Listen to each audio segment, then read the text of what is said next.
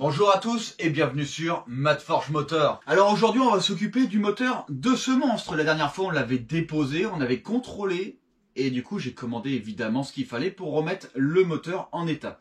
Aujourd'hui on va s'attaquer aux soupapes et surtout aux culasses. On va remettre à neuf les soupapes et pour les culasses on va les surfacer et on va s'occuper des conduits.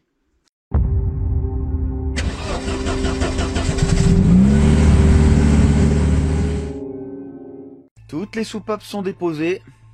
Voilà, bon on va voir, hein, il va falloir faire un gros nettoyage. Il va falloir faire aussi une réouverture des conduits parce que cette partie-là, eh ben ça m'embête.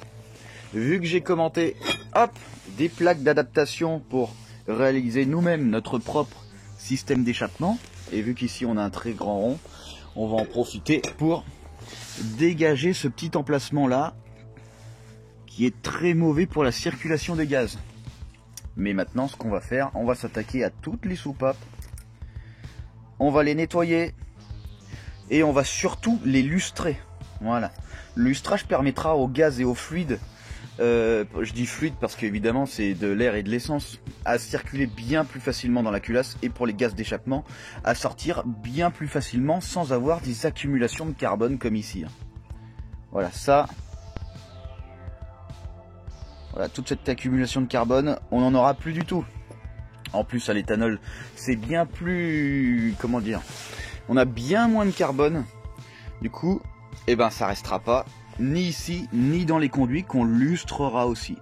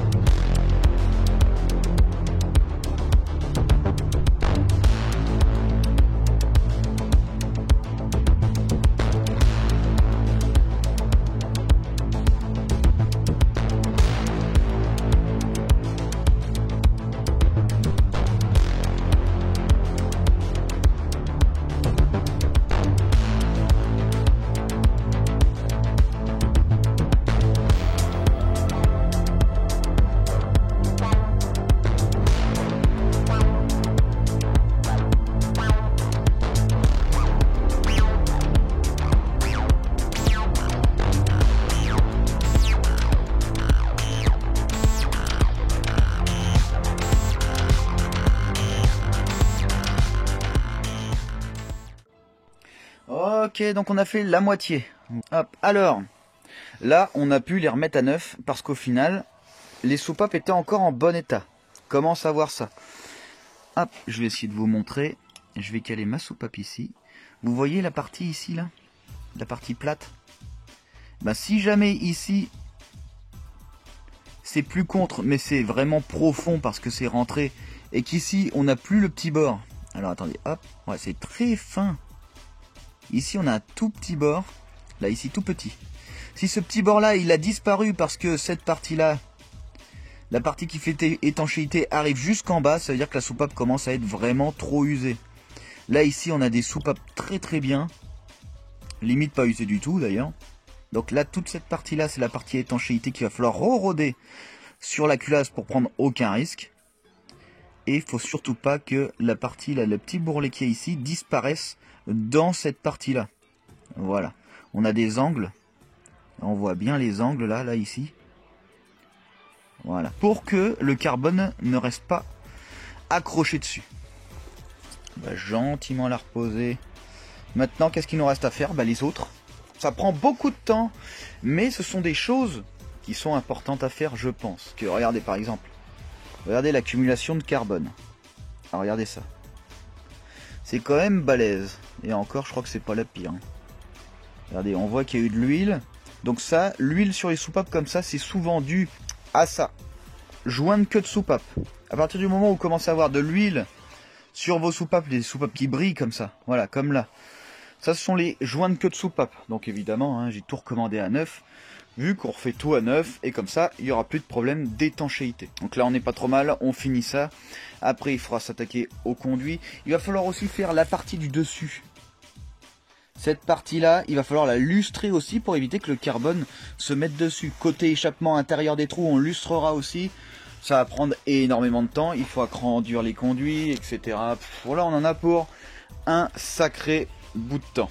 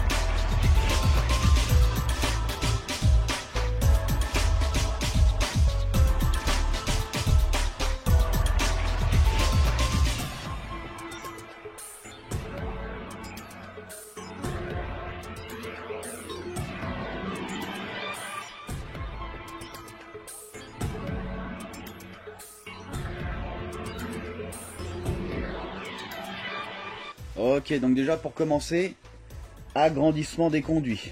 On va avoir cette plaque. Et quand je mets la plaque ici, hop, on voit bien que déjà, il y a ça qui dépasse. Donc là ici, on les a enlevés. C'était ces pièces-là qui étaient directement ici. Clac.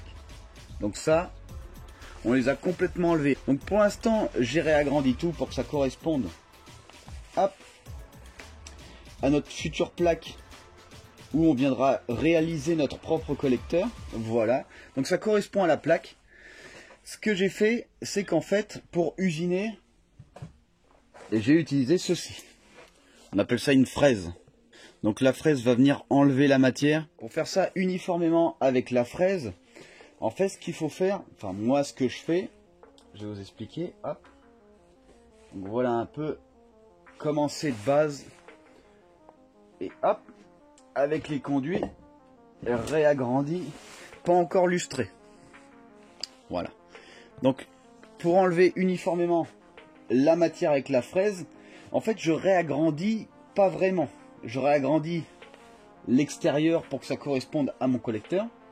Par contre, tout l'intérieur, avec ma fraise, je vais venir enlever tout le noir du charbon. Tout le noir du carbone, pardon. Ce noir-là, à chaque fois que je vais faire un coup de fraise dessus, on va voir l'aluminium.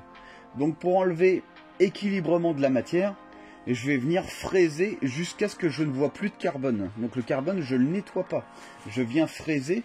Comme ça, en fait, à chaque fois qu'il reste du noir, ça veut dire qu'il reste de la matière à enlever. Donc j'en enlève vraiment très très peu. C'est pour éliminer le côté sablage. Le côté moule en sable. Parce que oui, les culasses sont mis dans des moules en sable. On vient couler la matière et après les moules en sable, on vient les casser pour pouvoir récupérer notre culasse. Et dans les conduits, eh ben, on va dire qu'ils lissent pas vraiment le sablage. Du coup, nous, on le fait. Une fois qu'on a fait ça, qu'on a agrandi, il faut évidemment avoir un côté un peu, on va dire, très propre.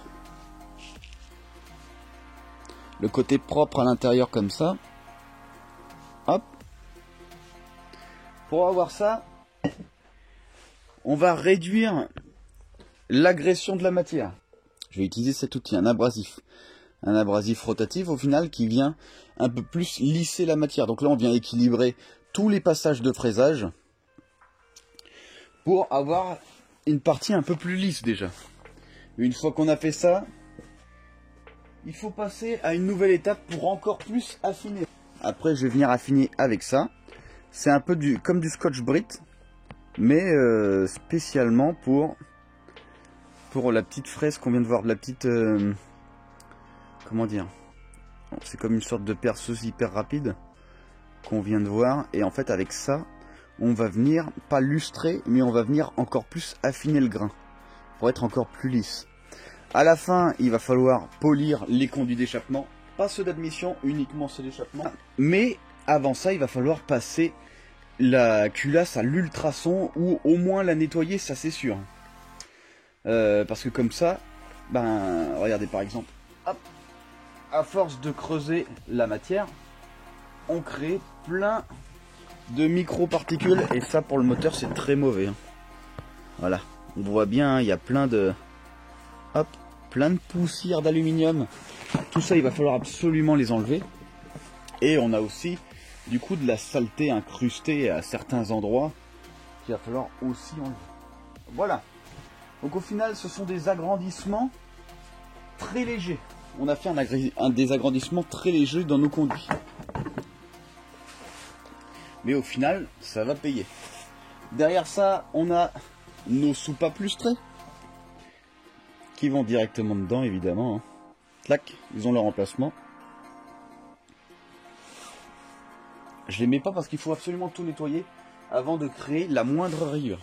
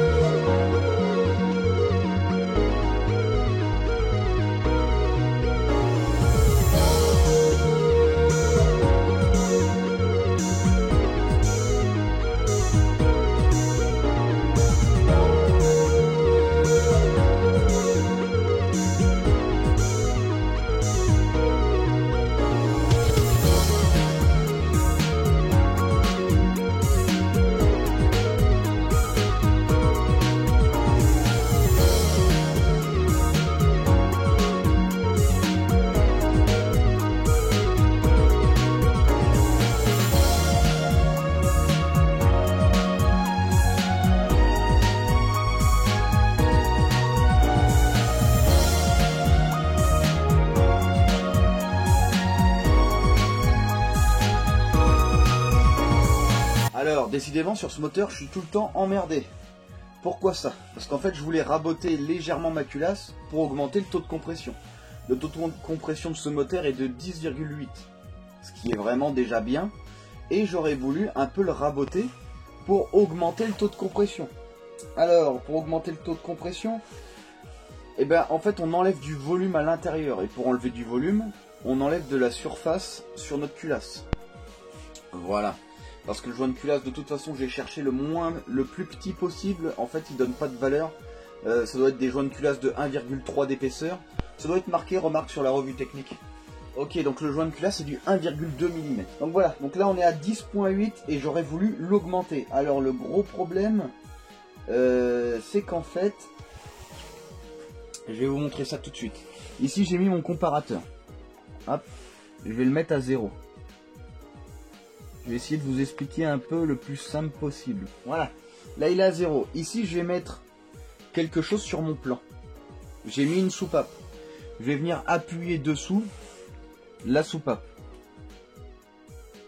Hop, tac. Voilà. Donc en fait, on a 0,35. On commence à 5 et on finit à 40. On a 0,35 mm de hauteur de soupape entre la soupape ici et le plan. Le problème, c'est que pour prendre mes rapports volumétriques, j'ai besoin de mettre une plaque, de venir mettre mon liquide, sauf qu'il faut que ce soit étanche. Donc si je rabote ma culasse et que ma soupape dépasse de ma culasse, je vais pas pouvoir mettre cette plaque correctement. Ça, c'est un gros problème. Du coup, je vais pas pouvoir faire de rabotage correctement.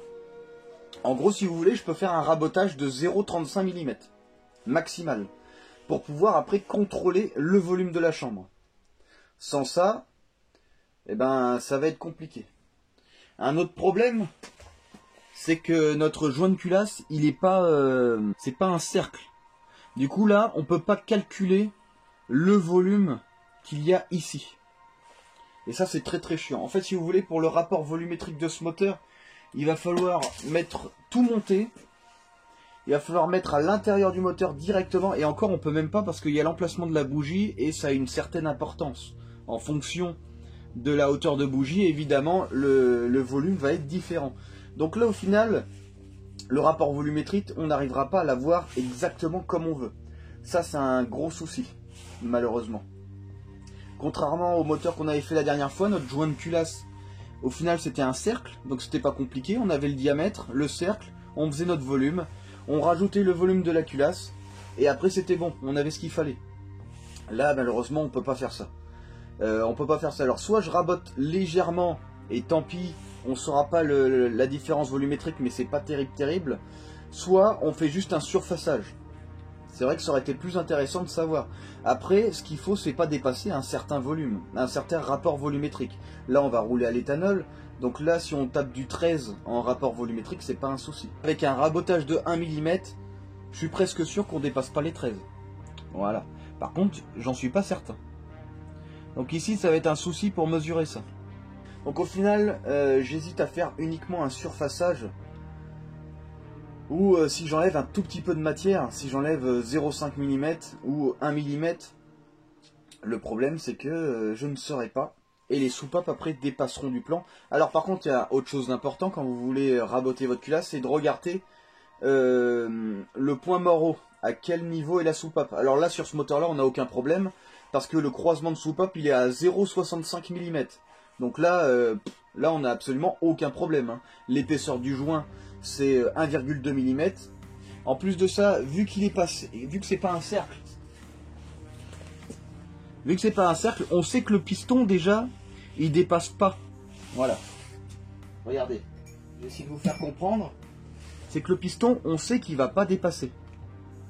Hein, quoique, vu qu'il rentre dedans, il pourrait peut-être dépasser. On l'avait regardé la dernière fois. Le piston sort un peu plus, mais les creux de soupape sont en dessous du niveau de la culasse. Donc là, on a 1,2 mm. Plus, on devait avoir 1 mm à peu près de creux de soupape en fonction du plan du bloc. Donc derrière, au final, on pourrait très bien raboter d'1 mm. On n'aurait absolument aucun problème. En plus, on aura un bruit très violent. on augmente un peu notre taux de compression. Malheureusement, on ne pourra pas vraiment le mesurer, puisque je ne pourrai pas installer mes soupapes. Mes soupapes dépasseront du plan. Et ça, c'est un problème. Voilà, donc là, j'hésite encore. Est-ce que je la rabote un petit peu, cette culasse, ou est-ce que je fais juste un joint de culasse? Ce serait dommage quand même de ne pas raboter un minimum, parce que derrière, ça augmenterait un peu notre taux de compression, et on gagnerait un petit peu en puissance. Ce serait vraiment bien. Et en couple, ça, ce serait vraiment bien. Surtout que nous, ce qu'on a, un V6, c'est quand même plus intéressant si on a un peu plus de couple que de puissance. C'est un peu ce serait un peu pas mal, surtout qu'on est sur un type muscle car. Je peux raboter de 0,35, mais au final, en taux de compression, on va rien gagner. On va peut-être passer de 12,8 à, enfin de 10,8 peut-être à 11,2 ou un truc comme ça. Donc là, j'hésite encore. Est-ce que je rabote quand même pour augmenter le taux de compression? De toute façon, on prend aucun risque au final, parce que la soupape touchera pas le piston, c'est sûr. Derrière, le rapport volumétrique avec l'éthanol, on est large. Je pense qu'on pourrait se permettre de faire ça. On va voir le contrôle de planéité. Donc planéité, c'est 0,05, la valeur maximale. Voilà. Alors nous, on a un marbre, donc ça va être plus simple. Enfin, ça va être plus chiant. Ce qui aurait été bien, c'est d'avoir une règle. Hop, donc on fait longueur, on vient essayer de faire rentrer ici, ensuite là, voilà, là. Mais pour ça, il faut avoir la bonne règle. Moi, j'ai pas la règle. Voilà, tac. Ensuite, ici, là, essayer de faire rentrer le 0,5 partout. Ici aussi. Diagonale. Voilà, voilà comment il faut faire. Nous, on a le marbre, on va se servir du marbre. Donc là, déjà, hop, je vais mettre ma culasse du bon côté. Là, juste comme ça, je vais essayer de faire passer dessous. Là, ici, on voit que ça passe. Est-ce que c'est le marbre qui est bien? Voilà, là, ici, on voit que ça passe presque. Donc, on est légèrement... Oh, ici, là, ça passe limite. Là, ça passe pas. Là, ça passe pas, là, ça passe pas. On va mettre de côté. Ici, ça passe nulle part. Je retourne. Ah, là, on verra pas bien. Hop, je rate dessous.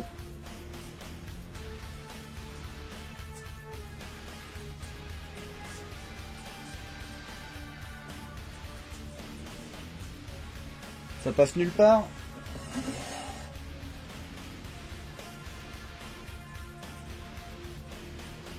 Hop.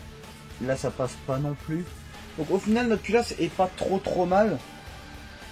Je vais essayer de le mettre au niveau cylindre. Au niveau cylindre, ça passe pas. Entre le 1 et le 3, enfin entre le 3 et le 2, là ça passe. Donc au final, on doit rectifier. De l'autre côté, entre le 1 et le 2, on a l'impression que ça passe aussi. Donc là, il va falloir rectifier ça. Pour rectifier ça, plutôt que d'aller chez un usineur et que ça coûte la peau du... Voilà, ce qu'on va faire, c'est que je vais le faire sur marbre directement. Donc soit j'enlève un petit peu de matière, admettons j'enlève du 1 mm, un petit peu moins peut-être pour augmenter le taux de compression, soit je fais juste un surfaçage.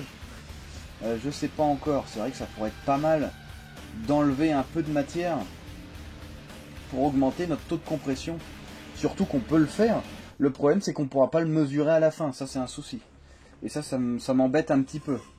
Ça aurait été un autre moteur, ça aurait été différent. Là malheureusement, on va pas pouvoir. Normalement pour augmenter les taux de compression, on prend des pistons qui ont une forme haute compression.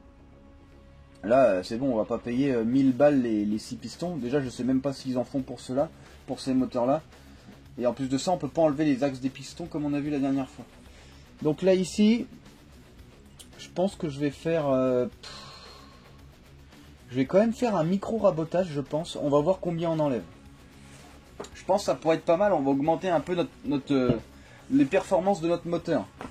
Ce que je vais faire, c'est qu'ici je vais mettre du papier à poncer. Je vais mettre du papier à poncer pour pouvoir enlever de la matière. Et après, vous verrez un petit peu comment je vais faire.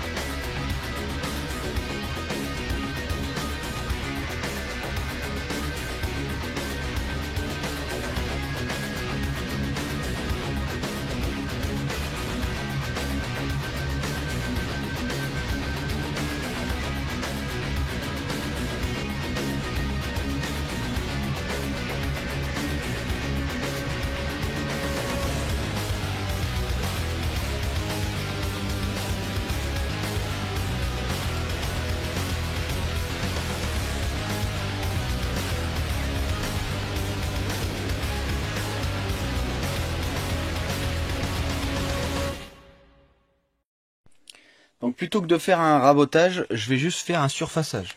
Donc voilà, j'ai mis tout au même niveau. Maintenant, il va falloir prendre du grain plus fin. Hop, voilà. On voit des traces de rayures, donc tout ça, on va l'enlever au grain fin. Donc là, j'ai rien enlevé en matière. J'ai juste, hop, rattrapé tout jusqu'à ce que tout soit de la même couleur. Eh oui, parce qu'au final, on va voir ça de toute façon après avec la pâte à rôder. Donc là, je vais attaquer la deuxième. Voilà. Et puis, on sera pas trop mal. Donc là, j'ai pas enlevé réellement, on va dire, de matière. Ce que j'ai fait, c'est vraiment un surfaçage.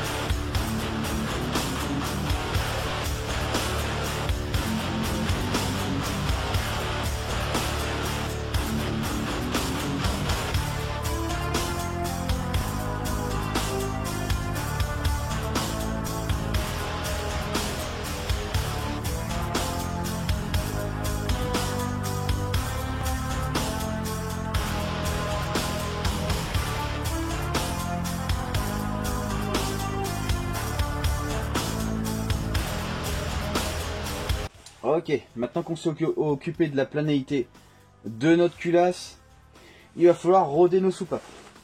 Avant de roder nos soupapes, je vais essayer de voir combien on a enlevé de matière par rapport au début. Donc déjà, ce que je vais faire, une chose importante, c'est que je vais nettoyer les conduits des soupapes. Et oui, donc du coup, je mets de l'huile dedans. Voilà, j'en ai déjà mis. Et j'ai plus qu'à passer un petit morceau, hop, de papier toilette comme ça dedans pour pouvoir enlever les saloperies que j'ai mis dedans. Donc ce que je fais, je prends un tout petit morceau avec un tournevis bien plus fin, je viens enfoncer dedans, voilà, Et comme ça, hop, quand j'enfonce complètement jusqu'à l'autre côté du conduit, clac. Et bah comme ça au moins je suis sûr qu'il n'y a pas de saleté. Donc là je nettoie ma soupape et je regarde si elle va vraiment bien dedans. S'il n'y a pas de bruit. Je regarde le jeu aussi, latéral, donc là on est bien. Voilà, elle va vraiment dedans. Elle va vraiment bien dedans. Ce que je vais faire, on va essayer de mesurer pour voir combien on a enlevé. Parce qu'on a enlevé un petit peu de matière. Donc c'est pas compliqué, hein. La dernière fois, on avait vu qu'on était à 0,35. Donc là, on va voir, hop, si on a, enfin combien on a enlevé de matière. Voilà. J'ai enlevé